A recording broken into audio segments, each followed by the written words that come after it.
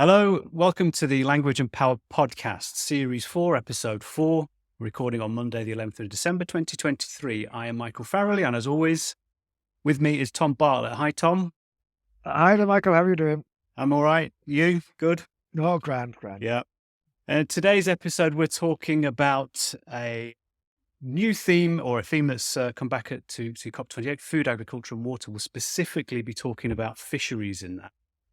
But first, we've had a question from a listener, Marina. Hi, Marina. Thank you for the question. Posted this question on Patreon, our Patreon page, to which there is a link in the description. Marina asks, or she says this, very interesting points analysed and questions raised. It's a question for you.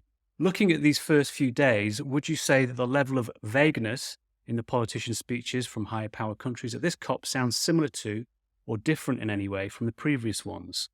So, yeah, great question. It is a great question, and I think it's one that we've become increasingly aware of. As we do analysis, we see this vagueness cropping up all the time and becomes a bit, repetitive, and so losing its interest and making us question whether these are the sort of speeches and these are the texts we should be looking at in relation to COP28, or what exactly is the purpose of the genre of leader speeches or opening speeches and the televised speeches, as we were talking about towards the end of the last episode. So we're going to sort of build on that theme a bit and talk about vagueness and how going to other documents behind the headline document might tell us more, but also might be questioning, the research agenda for critical discourse analysis in terms of looking at front page documents as opposed to delving deeper in the level of intertextuality and interconnection we'd be doing. So all these interconnected points come up from that question, and I know Michael's been having a look at the previous two COPs to see precisely that question. Is it more or less vague? Well, precisely this. And it is difficult, when you're doing a podcast and you're kind of picking out particular few texts to look at per episode. But what I did, I had a look at the opening speeches of the person who's designated the president of each of the last three COPs, for which we've done a series for each of those. First one, COP26, Alok Sharma was the president of that. Next one was COP27, Shameh Shukri was the president for that. And this current one, COP28, Al Jaber is the president for this. So I had a look at their speeches. So of course that's very limited. We're not looking at the political world leaders. We're just looking at the people who are opening and responsible for the COP meetings. And it depends on what you're kind of looking for. But I decided that I would look in and say, well, if the thing that's being talked about a lot since Paris is this 1.5 degree target to do with climate change, and how do we meet that target as a species and as nations and so on, and looking at the level of detail around that. So just looking at Alok Sharma in COP26, he talks about keeping 1.5 degrees within reach. So he says the reports agreed by 195 governments make clear that human activity is unequivocally the cause of global warming, and we know the window to keep 1.5 degrees within reach is closing. That's what he says. So he's got that specific detail, 1.5 degrees. There's nothing in his opening speech, at least, which talks about the major contributors to emissions which need to be cut. So on that level, not a huge degree of detail. They do that later in the conference. I mean, that was one of the outcomes of Glasgow was to agree to phase down coal. But in the opening speech, little detail. Looking at the next meeting, COP27 in Egypt, absolutely no mention from what I can see of either 1.5 or these major emitters. So it's much more, even more vague on that score. Interesting. Yeah. This meeting at COP28, Al Jaber as the president is the first one of the three to start talking not just about the causes, although he doesn't necessarily kind of put it in those terms, but he does talk about engaging with oil and gas companies. So that's a level of specificity that we just haven't seen in the previous two. So he says, colleagues, let history reflect the fact that this is the presidency that made a bold choice to proactively engage with oil and gas companies. We had many hard decisions, let me tell you, it wasn't easy, but now many of these companies are committing to zeroing out methane emissions by 2030 for the first time. So in terms of talking about those sectors, industries, corporations, even down to the level of corporations, he's much more specific, less vague on that Mm. point. But still, it's relative, isn't it? It is that, and that's what I'd say. Very interesting because he does mention the oil and gas company, so at least they're on the table, even if Yeah. from our discussion of it, we thought, well, this was maybe a response to the fact that Yeah. United Arab Emirates have been caught having these negotiations behind the scenes. And there is clearly a reference to unabated coal production. And unabated coal production means when you're not doing the carbon reductions in the process of Mm. producing coal, uh, and sort of therefore to an extent gets oil off the agenda by mentioning unabated coal as an alternative. But there are specifics now, and I suppose this is what counts as progress in the talks. Is that what you say would not be the same as what counts as progress behind the scenes that maybe lead to these changes? We were talking about these different timescales, weren't we, and how whether the opening speeches were a reflection of work that had gone on in the past or should be measured about setting the agenda for going ahead. And even though maybe this particular opening speech doesn't seem that progressive, what counts as progressive in these rather vague, glossy for television speeches is a really interesting question. And I think you're right, at least it's getting closer to addressing the issue. And the Yeah. 1.5 and the phasing out of coal, phasing down of coal, was a huge talking point in Glasgow, and that agreement caused a lot of controversy. So getting it sort of reified and placed on the table is itself an achievement, I suppose. Yeah. That's the big question again, isn't it? What significance in terms of people who are involved in this kind of international diplomacy, climate diplomacy, I suppose you could call it. How significant is mentioning oil and gas or basic coal in these opening speeches? Does it send ripples? Does it scare people? We don't have access to the Mm. effects that it has on those people who are in that practice and fully kind of aware of the subtleties of what's being said by different people. I'm That's sure really they've put a lot of interesting. yeah. Yeah, because we are going to talk about that after Christmas in terms of about climate action awareness and what terrifies or makes people feel optimistic in the public. But of course, that's another question: is how much you want to scare industry away because these are important actors as well. And if you want a negotiated outcome, then you've got to be careful. It's all a question of realpolitik, isn't it? It's not just idealism, and it's getting your hands dirty. Really interesting questions about how you tread carefully, yet maintain the level of urgency necessary to do so. Mm. Yeah, yeah, absolutely. Well, that's it. I mean, so we'll keep talking about vagueness and specificness as we go on. So thanks again, Marina, for the question. If anybody's interested in also joining the conversation, putting questions to us, you can find you're able to do that on Patreon, to which there's a link in the description. But let's move on to today's topic, which is the theme of food, agriculture, and water, to which they were speaking on the 10th of December at this COP just gone, or still going on as we record. And we're looking at one particular document, and it's called Achieving SDG 2. That's the UN Sustainable Development Goal, which and number 2 is to achieve zero hunger. So achieving SDG 2 without breaching the 1.5% threshold, a global roadmap, Food and Agriculture Organization of the United Nations. So this is, we'll get into some details. We're going to focus on fisheries to just set things in context. I'm going to have a little read of the opening to this document. It's a 42-page document. I'm not going to talk about all of it, but the first part, just to give the significance of it, says in 2022, 738.9 million people faced hunger.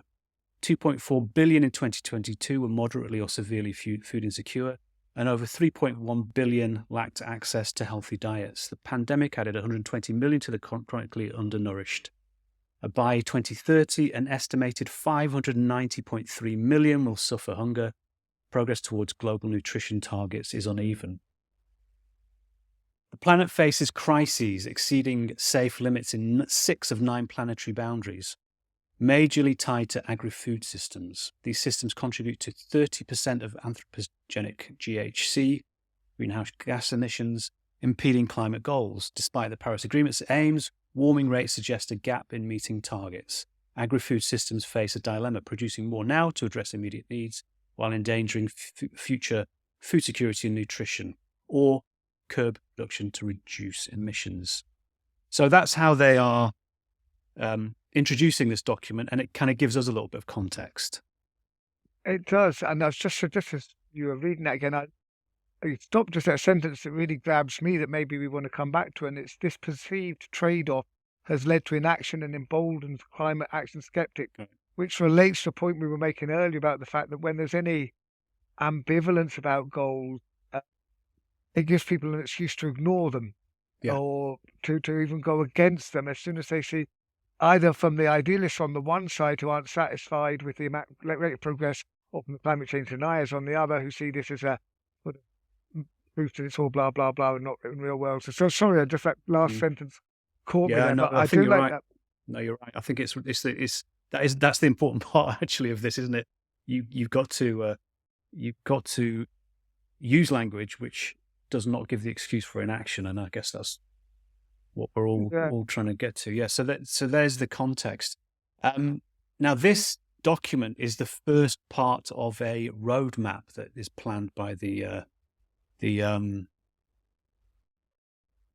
Food and Agriculture Organization of the United Nations. So did you want to kind of talk about the what we see as that roadmap at this point, Tom? Specifically parts of that can connect with my interest here, which is to do with fisheries, but also to do with this ways of talking that keep people on board and keeping multiple partners on board. I mean, as a discourse analyst, rather than, though I have my opinions about climate change and the causes and effects, more specifically, I'm interested in how to, if there's any way as discourse analysts we can contribute to the conversation. As a discourse analyst, I can say that something is good or bad communication rather than say something is good or bad science. And I think that's what I'm particularly interested in terms of consultations with multiple partners, which I think this introduction points to. Interesting as well, this introduction says, despite the Paris Agreement, it's an admission that we're not going fast enough, which is quite interesting. But it puts out a roadmap how to get us back on track. Well, what a roadmap that spans multiple COPs is what they're kind of suggesting, isn't it? So, yeah, it's true, isn't it? When the Guardian introduces this document, it says that it introduces 20 key targets to be met between 2025 and 2050, but little detail on how they can be met. But I think that's what we're saying. It offers a lot more detail than any of the big headline speeches that we see. And even this morning, when I was looking at some other text, I saw some more very vague text from this particular session and thinking, oh my God, not more vagueness and lack of agency. But it is there. But this sort of takes us to as you say, it's the first document. It's supposed to set milestones and get the conversation going in more detail, isn't it? And so it relates to our question about what documents or what interconnections between documents should we be looking at if we want to get a real idea of what's happening in the discourse. Yeah. What they say in this is that this document comes out, Volume 1, presenting a global vision. At the next COP, it's called Volume 2, moving from a global to a regional view and from a vision to costing and financing. And then the third stop on this roadmap is Volume 3, establishing country action plans, monitoring and accountability. So to lots of us outside, this seems glacially slow, but there's a lot of people that need to kind of get on board with these things, and they've set out a plan. So if there's a lack of detail, they're at least, whatever lack of detail there is, they're at least projecting that there's some of those will be addressed over the next couple of COP meetings. So that is interesting. So it is, and it relates to the very thing at the end of that introduction about the ambivalence in getting people on board and taking action, thinking about whether we feed people immediately and think about the future, or think about the future. And these questions have come with the discussion as well, because if you discuss things too quickly, I know this is a sounds like an excuse for blah, blah, blah. But making poorly informed decisions Mm. is not good practice. Things have to slow down, and it reminds me of in academia as well, when some of us who are not big fans of big data, or that's not the be all and end all of everything is big data. You know, and from anthropology we talk about research being small and slow because we think it tells us more. But how do we balance that with the impending crisis and the speed of global warming?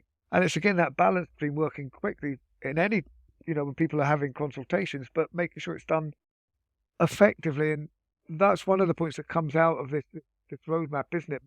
We're looking specifically at fisheries and aquaculture, aren't we? Yeah. Yeah. So there are 9 points which you can find on pages 13 and 14 of the roadmap that we'll attach along with the podcast details.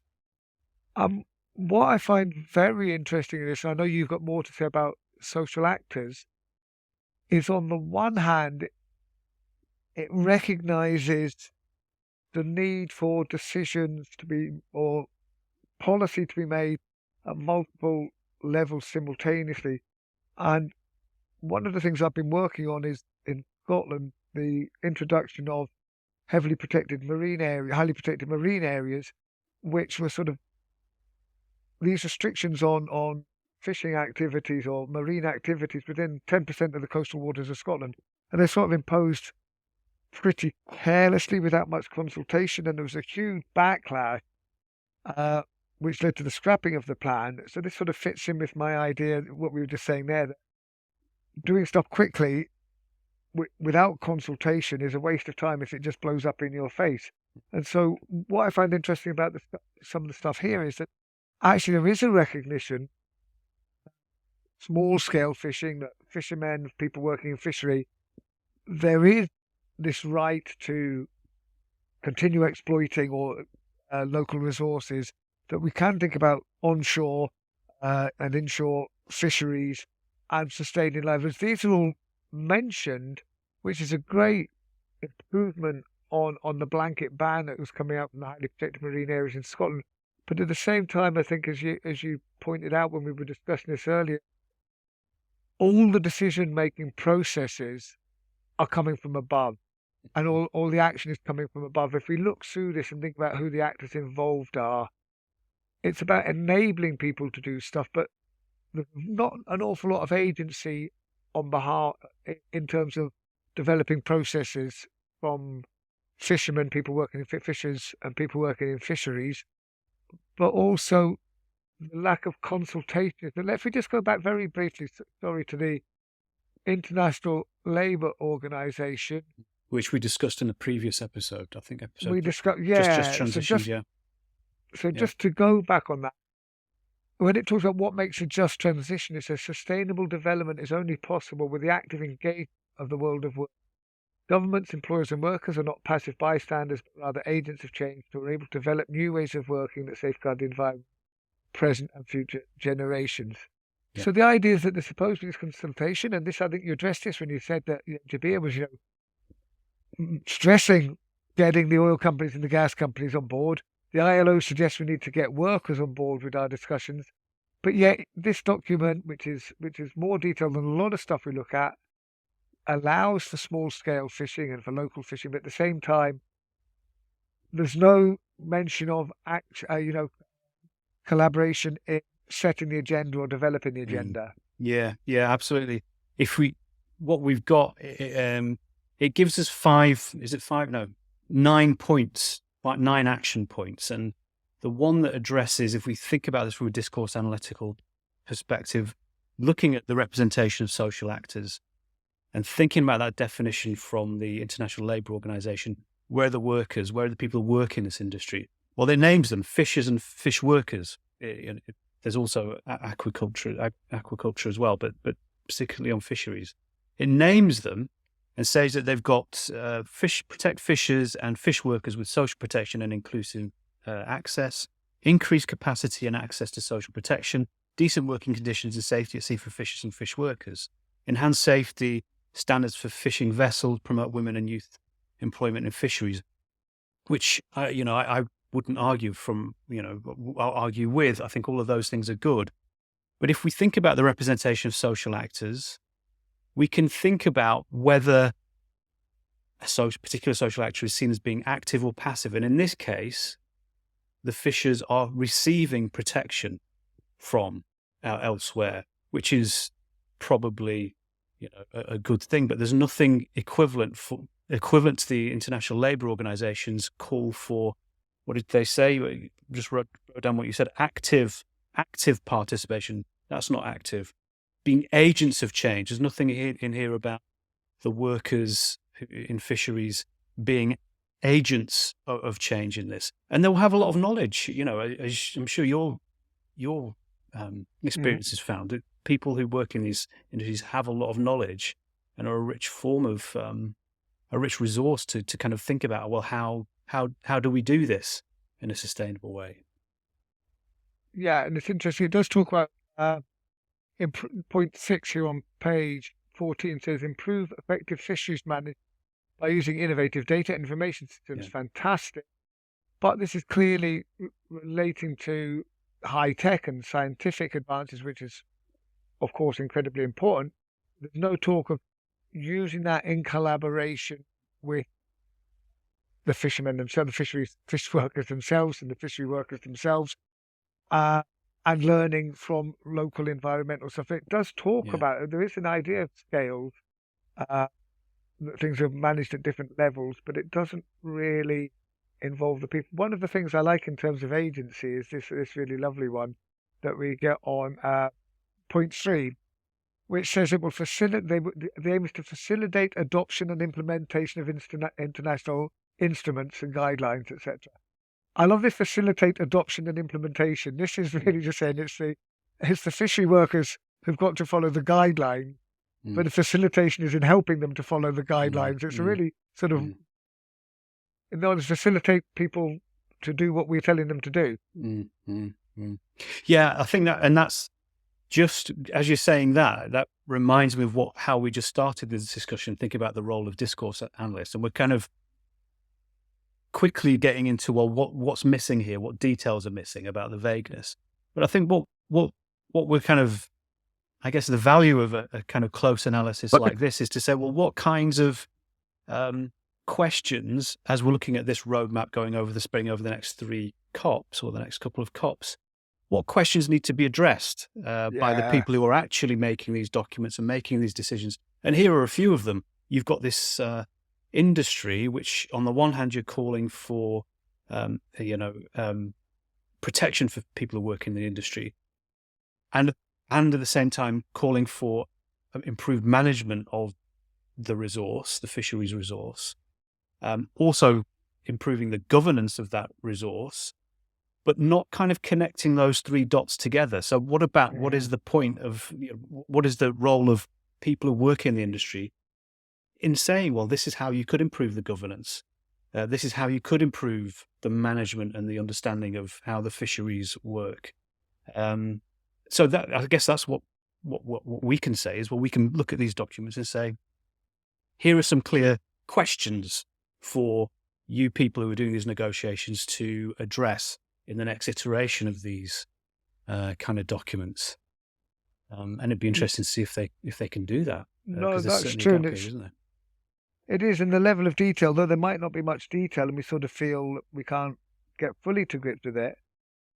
What it's doing is this document is setting out the parameters of what will become more detailed discussion in future documents. It's very important to look at those. There's lots of, this document is only said as sort of medium level for consumption. It is framing the way that future documents will be made, and that more detailed policy and more binding policy will be made in terms of how it sets up these social actors and these questions from the beginning. And if it hasn't raised the question of consultation and transfer of knowledge in these 9 points, then that level of detail is unlikely to be developed, because those aren't the questions that the people have been asked going forward. So even though it's vague, it's still important in thinking, well, what does it permit? What does it allow? Or even what does it, what will act as a catalyst for in terms of future discourses? So it is still worth looking at this document and seeing what's there and what isn't there in the way that different actors are presented and how they will be investigated. Yeah, yeah. It's and as we've referenced a couple of times, the International Labour Organization did give a couple of pithy ways of saying this, not going into huge amounts of detail either, but saying active and agents, using those terms in relation to people who work in an industry, it is a way of doing it. You don't have to specify how it's done. But you've worked with people in the fisheries around Scotland, and it's very clear, I think, from that work, that people have a level of knowledge that can be disregarded by people in authority. I don't know if you wanted to tell us about that. Yeah, I think that's an ongoing question, of course, and it's one thing I keep banging on about is scales and the space and time over which we have knowledge, and the difference between knowing a small area extremely well and knowing a large area fairly well. And both sorts of knowledge are really important, but they should be seen as interdependent. And I think I think it's become an opposition. And in the talk I Mm, gave in mm, the discourses of sustainability thing we do for critical discourse analysis for the Discourse Net, was precisely on that there was an opposition created between the deep local knowledge of inland fishermen, inshore fishermen, and what was characterised as pen pushers and city folk who made the policy.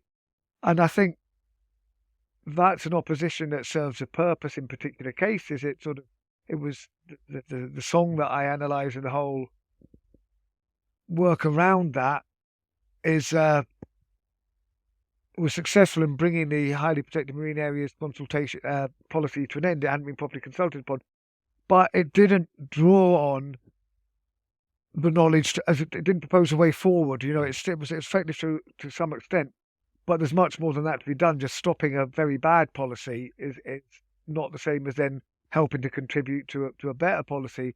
And in terms of just transitions and discourse analysis, what I think is very important is the consultation process before legislation is made to make sure everyone's on board and these different parties are consulted properly. But then after that, the degree in which different voices and different scales of activity are involved in that very sustainable practice, once it's implemented, once it's actually been passed, what's the continuing of local communities, etc., to plan their own activities and to carry out their own activities once legislation's been made. And again, your social actor stuff is really important here in terms of agentivity, beneficiary, passive recipient, and all that sort of stuff going forward. mm. Yeah, I think that is important. Let me ask you a question. The opposition between community-based fishing industries, which is the livelihood of fishing villages around the world, versus the kind of factory fishing, is, I guess, in opposition to the kind of small scale that we're talking about? Or how do people think about that? I would, again, this is talking what's within and without my area of Okay, yeah. expertise. But what I could say is that, yes, I mean, because the factory ships, the big ships that mop up fish and can them, the small fishing populations, of course, are opposed to the encroaching on their waters, etc. So there's a hostility towards those. But at the same time, this is where the bulk of fishing, how the bulk of fishing takes place, rather than the small inland fishing. So it's a question of working out what interconnections between small scale and large scale are sustainable, and that leaves the place, small scale fishery, relatively small scale fishery that is at the heart of communities in certain places. But it's a question I wouldn't like to delve too much into what fishing folk themselves say about this or the science of it. That's not my job or my area of expertise, and I wouldn't like to dabble there. But I'm very interested in making sure that that's a conversation that stays alive. All right. Thanks, Tom. Thank you very much. Thanks, Tom. There are links to all the texts we've spoken about in the episode description. Don't forget that we have a website where you can sign up for email alerts when we have a new episode out. We have a new YouTube channel, also a link in the description, and a Patreon where you can also post questions that we'll attempt to address. So thank you very much. Thank you.